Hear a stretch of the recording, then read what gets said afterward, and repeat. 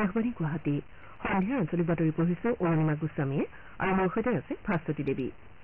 এতিয়া প্ৰধান বাতৰিসমূহ হ'ল ঘূৰ্ণী বতাহৰ প্ৰভাৱত ৰাজ্যৰ ঠায়ে ঠায়ে হোৱা প্ৰচণ্ড ধুমুহা আৰু বৰষুণৰ ফলত জনসাধাৰণৰ স্বাভাৱিক জীৱন যাত্ৰা ব্যাহত।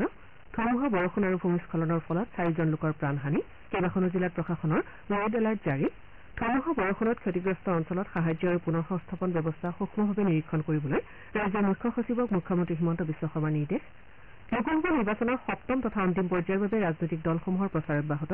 প্ৰধানমন্ত্ৰী নৰেন্দ্ৰ মোদীৰ ঝাৰখণ্ড আৰু পশ্চিমবংগত, মুখ্যমন্ত্ৰী হিমন্ত বিশ্ব শৰ্মাৰ ওড়িশাত নিৰ্বাচনী প্ৰচাৰ সভাত অংশগ্ৰহণ আৰু ডিব্ৰুগড় জিলাৰ চাহ বাগিচাত কৰ্মৰত একাধিক লোক কলেৰা সদৃশ ৰোগত আক্ৰান্ত হোৱাৰ পৰিপ্ৰেক্ষিতত মন্ত্ৰী সঞ্জয় কিষাণৰ উপস্থিতিত পৰ্যালোচনা বৈঠক। এতিয়া শুনক বিতং বাতৰি। বংগোপসাগৰৰ উত্তৰ দিশৰ পৰা অসম তথা উত্তৰ পূৰ্বাঞ্চলত প্ৰৱেশ কৰা ঘূৰ্ণী বতাহৰ প্ৰভাৱত ৰাজ্যখনৰ ঠায়ে ঠায়ে হোৱা প্ৰচণ্ড ধুমুহা আৰু বৰষুণৰ ফলত কালিৰে পৰা জনসাধাৰণৰ স্বাভাৱিক জীৱন যাত্ৰা ব্যাহত হৈছে। ৰাজ্যত আজি ধুমুহা বৰষুণ আৰু ভূমিস্খলনৰ ফলত 4জন লোকে প্ৰাণ হেৰুওৱাৰ উপৰি 12গৰাকী শিক্ষাৰ্থীসহ 17জন লোক আহত হৈছে। মৰিগাঁও জিলাৰ ধূপগুৰিত এজন ছাত্ৰৰ গাত গছ বাগৰি পৰাৰ ফলত ছাত্ৰজন মৃত্যুমুখত পৰে।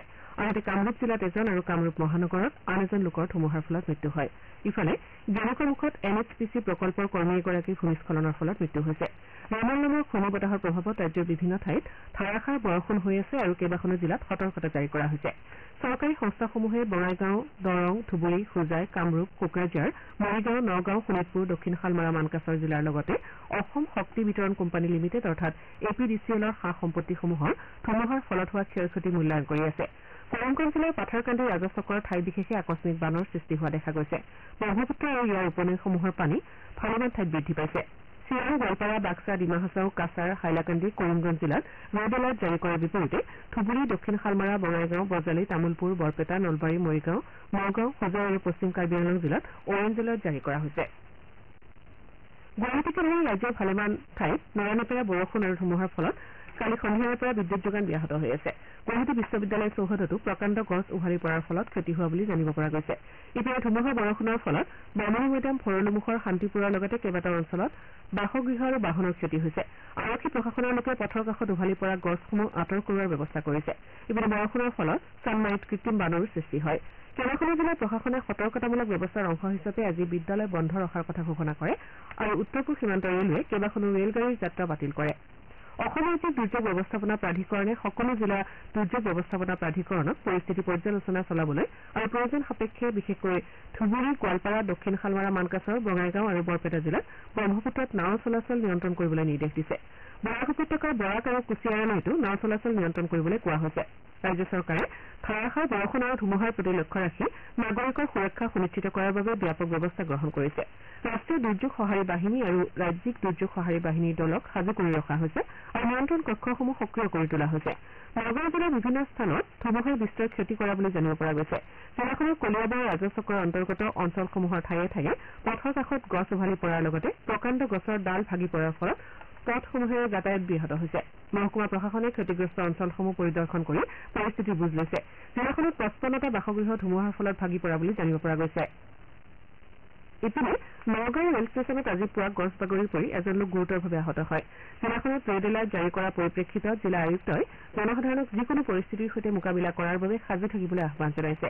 শিক্ষানুষ্ঠানসমূহ আজি বন্ধ ৰখাৰ লগতে পৰিস্থিতি একেই থাকিলে কাইলৈও বন্ধ ৰখা হ'ব বুলি জিলা প্ৰশাসনে জানিবলৈ দিছে।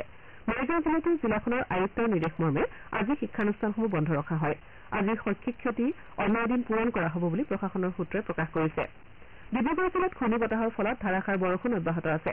জিলাখনৰ বিভিন্ন স্থানত ধুমুহাৰ ফলত বিদ্যুৎ যোগান ব্যাহত হোৱাৰ লগতে পথ যোগাযোগো ব্যাহত হৈ আছে। মাজুলীত ধাৰাসাৰ বৰষুণ আৰু ঘূৰ্ণী বতাহৰ বাবে জিলা প্ৰশাসনে কাইলৈ জিলাখনৰ সকলো বিদ্যালয় বন্ধ ৰখাৰ নিৰ্দেশ দিছে।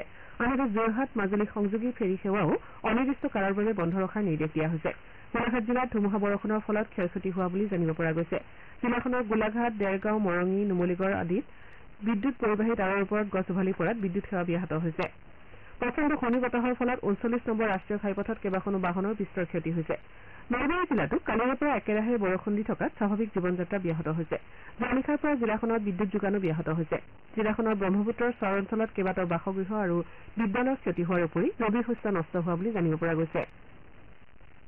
জিলা প্ৰশাসনে জিলাখনৰ নৈসমূহত নাও চলাচল নিষিদ্ধ কৰাৰ লগতে দুদিনৰ বাবে মাছ ধৰা নৈৰ সমীপত ঘাঁহ কটা ইত্যাদি কামৰ পৰা বিৰত থাকিবলৈ সতৰ্কতাবাণী জাৰি কৰিছে। বৰপেটা জিলাতো ৰণৈৰ ঘূৰ্ণী বতাহৰ প্ৰভাৱত যোৱা নিশাৰে পৰা ধাৰাসাৰ বৰষুণ হৈছে। ঠায়ে ঠায়ে বিদ্যুৎ যোগান ব্যাহত হৈছে যদিও APDCLে বিদ্যুৎ যোগান নিয়মীয়া কৰিবলৈ চেষ্টা অব্যাহত ৰাখিছে। সতৰ্কতামূলক ব্যৱস্থা হিচাপে জিলাখনৰ প্ৰধান নৈসমূহত কালিৰে পৰা নাও চলাচল মাছ ধৰা আদি কাৰ্য নিষিদ্ধ কৰা হৈছে। ইপিনে ডিমাহাছাও জিলাৰ হাফলঙত ধাৰাসাৰ বৰষুণৰ ফলত হোৱা ভূমিস্খলন আৰু বানে স্বাভাৱিক জীৱন যাত্ৰা ব্যাহত কৰিছে। জিলা দুৰ্যোগ ব্যৱস্থাপনা প্ৰাধিকৰণে জিলাখনৰ সকলো শিক্ষানুষ্ঠান কাইলৈ পৰ্যন্ত বন্ধ ৰখাৰ নিৰ্দেশ দিছে। তদুপৰি জনসাধাৰণক অত্যন্ত প্ৰয়োজন নহলে ঘৰতে থকাৰ লগতে সজাগ হৈ থাকিবলৈ আহ্বান জনায়। ইয়াৰ লগতে লোক নিৰ্মাণ, কৃষি, APDCL, জলসিঞ্চন, ভূমি সংৰক্ষণ, পশুপালন আৰু পশু চিকিৎসা বিভাগকে ধৰি সংশ্লিষ্ট বিভাগসমূহলৈ উচ্চ সতৰ্কতা জাৰি কৰা হৈছে। ইপিনে জাতিংগা হাৰাংগাজৰ সংযোগী পথেৰে 1 জুন পৰ্যন্ত গধুৰ বাণিজ্যিক বাহনৰ চলাচলো নিষিদ্ধ কৰা হৈছে। জিলাখনত ভূমিস্খলনৰ ফলত ভালেসংখ্যক বাসগৃহৰ ক্ষতি হৈছে। ৰাজ্য চৰকাৰৰ লগতে জনসাধাৰণক স্থানীয় প্ৰশাসনৰ সৈতে সহযোগিতা আগবঢ়াবলৈ আহ্বান জনায়।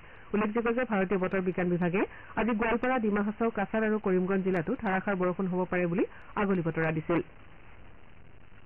নিৰ্বাচনী প্ৰচাৰৰ উদ্দেশ্যে সম্প্ৰতি ওড়িশাত থকা মুখ্যমন্ত্ৰী হিমন্ত বিশ্ব শৰ্মাই ৰাজ্যত ধুমুহা বৰষুণৰ ফলত সৃষ্টি হোৱা পৰিস্থিতি সন্দৰ্ভত আজি ৰাজ্যখনৰ মুখ্য সচিবৰ লগত ফোনযোগে বাৰ্তালাপ কৰে।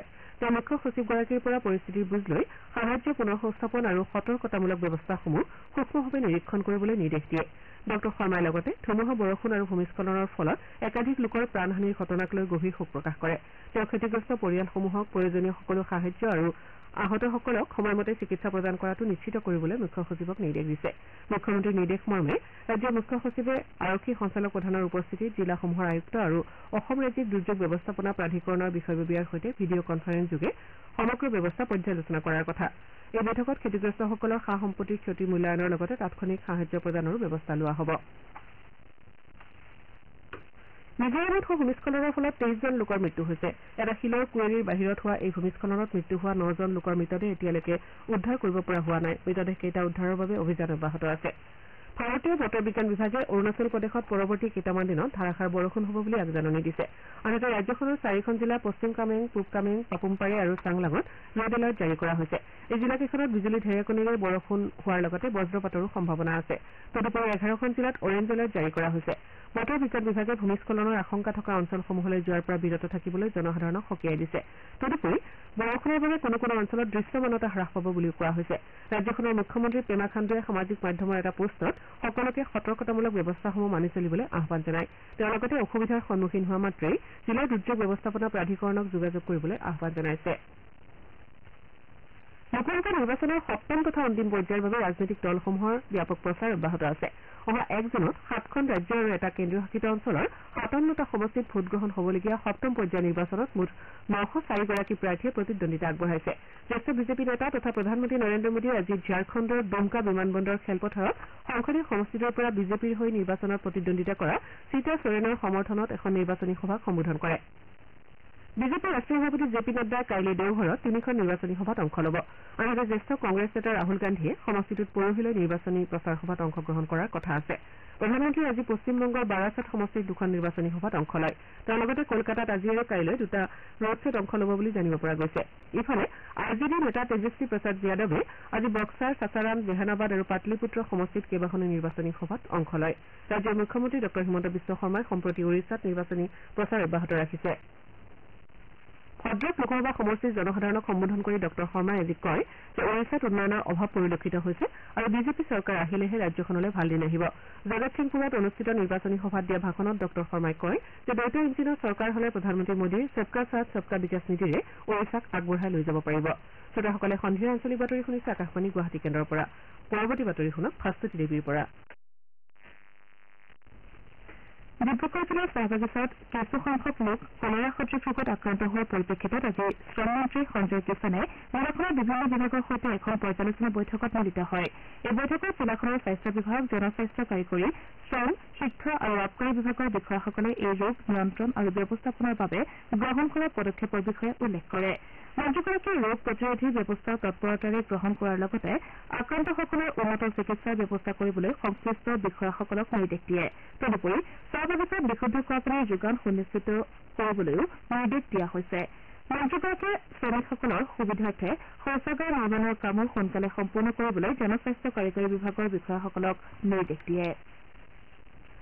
আজি আন্তঃৰাষ্ট্ৰীয় ঋতুস্ৰাৱ পৰিষ্কাৰ পৰিচ্ছন্নতা দিৱস। মহিলাসকলক নিৰাপদ ঋতুস্ৰাৱৰ উপকাৰিতাৰ বিষয়ে জনাবলৈ তথা এই সন্দৰ্ভত সজাগতা সৃষ্টি আৰু এই বিষয়ে মুকলিকৈ কথা পাতিবলৈ উৎসাহিত কৰাৰ উদ্দেশ্যে প্ৰতি বছৰে 28 মেৰ দিনটো সমগ্ৰ বিশ্বতে ঋতুস্ৰাৱ পৰিষ্কাৰ পৰিচ্ছন্নতা দিৱস হিচাপে পালন কৰি অহা হৈছে। দেশৰ ভিন্ন প্ৰান্তৰ লগতে অসমতো আজি এই দিৱস উপলক্ষে বিভিন্ন সজাগতা কাৰ্যসূচীৰ আয়োজন কৰা হৈছে। গোলাঘাট জিলাৰ 4খনকৈ চাহ বাগিচাত যোৱা 26 মেৰ পৰা 3 দিনীয়াকৈ মহিলাৰ স্বাস্থ্য পৰীক্ষা শিবিৰ আৰু সজাগতা শিবিৰ অনুষ্ঠিত কৰা হয়। টাটা ট্ৰাষ্টৰ জলবায়ু প্ৰকল্পৰ অধীনত আয়োজিত এই শিবিৰসমূহ কাজিৰঙা, হাতীখুলি, ডিৰিং আৰু আন দুখন চাহ বাগিচাত পৰ্যায়ক্ৰমে অনুষ্ঠিত হয়। শিবিৰত বাগানত কাম কৰা মহিলা শ্ৰমিকসকলৰ মাজত ঋতুস্ৰাৱক লৈ থকা বিভিন্ন অন্ধবিশ্বাস দূৰ কৰি সজাগতা সৃষ্টি কৰাৰ লগতে অভিজ্ঞ চিকিৎসকৰ দ্বাৰা স্বাস্থ্য পৰীক্ষা কৰোৱা হয়। ইফালে ঋতুস্ৰাৱ পৰিষ্কাৰ পৰিচ্ছন্নতা দিৱস উপলক্ষে মহানগৰ আৰক্ষীয়ে SMRC উদ্যোগত মহিলা আৰক্ষী বিষয়াসকলৰ বাবে কালি গুৱাহাটীত ঋতুস্ৰাৱ স্বাস্থ্য ব্যৱস্থাপনা সম্পৰ্কীয় সজাগতা কাৰ্যসূচী গ্ৰহণ কৰে। মাজুলীতো স্বেচ্ছাসেৱী সংস্থা সাহসৰ উদ্যোগত সত্য আৰু হৰিশ আৰু বীণা শ্বাহ ফাউণ্ডেশ্যনৰ সহযোগত গড়মূৰ আৰক্ষী থানাত বিশ্ব ঋতুস্ৰাৱৰ স্বচ্ছতা দিৱস পালন কৰা হয়। অনুষ্ঠানত বিষয়টোৰ গুৰুত্ব তথা চেনিটাৰী পেডৰ স্বাস্থ্যজনিত আৰু পৰিৱেশজনিত প্ৰভাৱৰ বিষয়ে আলোচনা কৰা হয়। আজীৱন কুসংস্কাৰ আৰু অন্ধবিশ্বাসৰ বিৰুদ্ধে যুঁজ দি যোৱা পদ্মশ্ৰী সন্মানেৰে সন্মানিত প্ৰয়াত বীৰবলা ৰাভাৰ গোৱালপাৰা জিলাৰ ঠাকুৰ জিলাৰ বাসগৃহত আজি কেন্দ্ৰীয় মন্ত্ৰী সৰ্বানন্দ সোণোৱাল উপস্থিত হয়। মন্ত্ৰীগৰাকীয়ে ৰাভাৰ স্মৃতিত শ্ৰদ্ধা জ্ঞাপন কৰাৰ লগতে পৰিয়ালৰ সদস্যসকলক সমবেদনা জ্ঞাপন কৰে। বীৰবলা ৰাভাৰ মৃত্যু অসমৰ বাবে অপূৰণীয় ক্ষতি আৰু জনসাধাৰণে কৰ্মৰ মাজেৰে তেওঁক জীয়াই ৰাখিব বুলি মন্তব্য কৰে মন্ত্ৰীগৰাকীয়ে। যোৰহাটত আজি তদন্তকাৰী বিষয়াসকলৰ বাবে ৰূপায়িত হ'বলগীয়া নতুন আইন সন্দৰ্ভত প্ৰশিক্ষণৰ আয়োজন কৰা হয়। অহা 1 জুলাইৰ পৰা কাৰ্যকৰী হ'বলগীয়া এই নতুন আইনসমূহৰ বিষয়ে বিষয়াসকলক অৱগত কৰা এই প্ৰশিক্ষণত যোৰহাট আইন মহাবিদ্যালয়ৰ কেইবাগৰাকী প্ৰবক্তাই অংশগ্ৰহণ কৰে।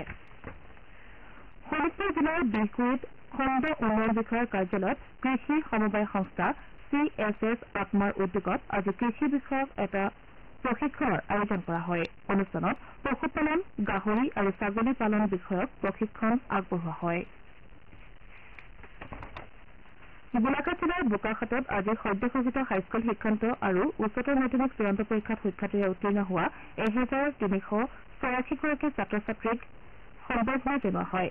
বোকাখাত নাট্য মন্দিৰত অনুষ্ঠিত এই সম্বৰ্ধনা অনুষ্ঠানত মন্ত্ৰী অতুল বৰাই বোকাখাত বিধানসভা সমষ্টিৰ 86খন উচ্চ আৰু উচ্চতৰ মাধ্যমিক বিদ্যালয়ৰ কৃতি ছাত্ৰ ছাত্ৰীক একোটিকৈ গছপুলি, কিতাপৰ টোপোলা আৰু সম্বৰ্ধনা পত্ৰ প্ৰদান কৰে। অনুষ্ঠানৰ লগত সংগতি ৰাখি ছাত্ৰ ছাত্ৰীসকলক উদ্দেশ্যি কেৰিয়াৰ সন্দৰ্ভত বক্তব্যও আগবঢ়োৱা হয়। আকাশবাণী গুৱাহাটীৰ আঞ্চলিক বাতৰি বিভাগে অহা 4 জুনত লোকসভা নিৰ্বাচনৰ ভোট গণনাৰ দিনা জনাদেশ 2024 শীৰ্ষক দিনজোৰা অনুষ্ঠান প্ৰচাৰ কৰিব। এই অনুষ্ঠানত কেইবাগৰাকী বিশ্লেষক আৰু সমাজ ব্যক্তিৰ উপস্থিতিত ভোট গণনাৰ শেহতীয়া তথ্য সম্পৰ্কে আলোচনা কৰাৰ লগতে দেশ আৰু ৰাজ্যৰ বিভিন্ন সমষ্টিৰ পৰা আকাশবাণীৰ সংবাদদাতাৰ সৈতে সংযোগ স্থাপন কৰিব পোনপটীয়াকৈ ভোট গণনাৰ শেহতীয়া তথ্য প্ৰচাৰ কৰা হ'ব। অনুষ্ঠানটো পুৱা 9:15 পৰা অব্যাহত থাকিব। এই অনুষ্ঠানটো নিউজ অন এয়াৰ এপ, আমাৰ YouTube channel AIR news Guwahati আৰু এক্স হেণ্ডেল @AIR_News_ যোগে পোনপটীয়াকৈ প্ৰচাৰ কৰা হ'ব। নলবাৰী জিলাৰ এমৰাইডাল গাঁৱৰ ভগীন্দ্ৰনাথ চৌধুৰী প্ৰাথমিক বিদ্যালয়ৰ প্ৰধান শিক্ষক নিৰঞ্জন তালুকদাৰৰ আজি পুৱা মৃত্যু হয়। মৃত্যুৰ সময়ত তেওঁৰ বয়স আছিল 55 বছৰ। বাতৰি শেষ কৰাৰ পূৰ্বে প্ৰধান বাতৰিসমূহ আকৌ এবাৰ। ঘূৰ্ণীবতাহৰ প্ৰভাৱত ৰাজ্যৰ ঠায়ে ঠায়ে হোৱা প্ৰচণ্ড ধুমুহা আৰু বৰষুণৰ ফলত জনসাধাৰণৰ স্বাভাৱিক জীৱন যাত্ৰা ব্যাহত। ধুমুহা, বৰষুণ আৰু ভূমিস্খলনৰ ফলত 4জন লোকৰ প্ৰাণহানি। কেইবাখনো জিলাত প্ৰশাসনৰ ৰেড এলাৰ্ট জাৰি। ধুমুহা বৰষুণত ক্ষতিগ্ৰস্ত অঞ্চলত সাহায্য আৰু পুনৰ সংস্থাপনৰ ব্যৱস্থা সূক্ষ্মভাৱে নিৰীক্ষণ কৰিবলৈ ৰাজ্যৰ মুখ্য সচিবক মুখ্যমন্ত্ৰী হিমন্ত বিশ্ব শৰ্মাৰ নিৰ্দেশনা। লোকসভা নিৰ্বাচনৰ 7ম তথা অন্তিম পৰ্যায়ৰ বাবে ৰাজনৈতিক দলসমূহৰ প্ৰচাৰ অব্যাহত। প্ৰধানমন্ত্ৰী নৰেন্দ্ৰ মোদীৰ ঝাৰখণ্ড আৰু পশ্চিমবংগত মুখ্যমন্ত্ৰী হিমন্ত বিশ্ব শৰ্মাৰ ওড়িশাত নিৰ্বাচনী প্ৰচাৰ সভাত অংশগ্ৰহণ আৰু ডিব্ৰুগড় জিলাৰ চাহ বাগিচাত কৰ্মৰত একাধিক লোক কলেৰা সদৃশ ৰোগত আক্ৰান্ত হোৱাৰ পৰিপ্ৰেক্ষিতত মন্ত্ৰী সঞ্জয় কিষাণৰ উপস্থিতিত পৰ্যালোচনা বৈঠক আমাৰ এতিয়া বাতৰি সীমান্ত আন্তঃপৰে